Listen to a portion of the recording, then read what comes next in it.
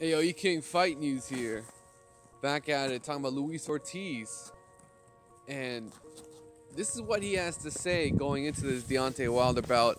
I would never jeopardize my career again by using performance-enhancing drugs, PEDs.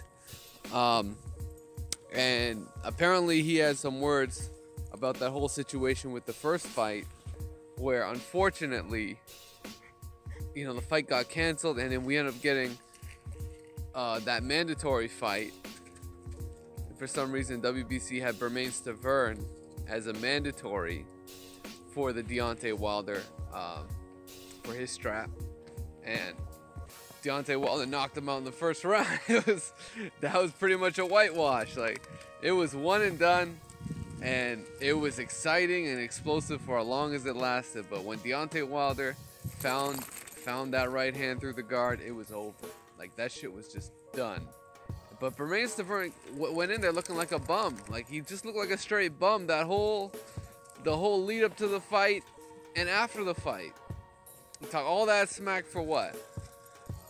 He didn't have shit for Wilder. He didn't have shit for him, and it's a shame. It's such a shame because, you know, when you want to see two guys actually beefing with each other, you want to see them have a good fight. Like, you saw Oscar De La Hoya and Fernando Vargas. Those two were beefing with each other.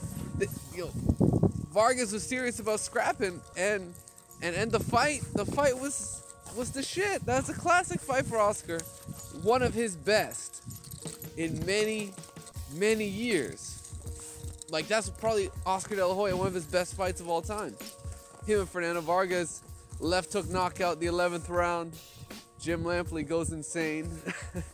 But Luis Ortiz, King Kong Ortiz, he would never jeopardize his career from using PEDs. Let's hear the quote. "A lot of people believe in me and know me well. Know that I wouldn't do anything to jeopardize my future as a boxer. I've been taking that medicine for 2 years. It was a mistake not to disclose that prescription drug in the paperwork. I never thought a prescription was going to bring me so much trouble. I was taking this medicine to treat high blood pressure, but apparently it's also used to go to the bathroom a lot and mask other things.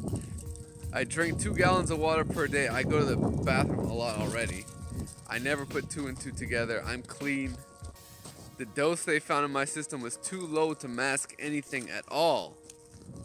If I would have known this prescription drug was not allowed, I would have told my trainer and my doctor.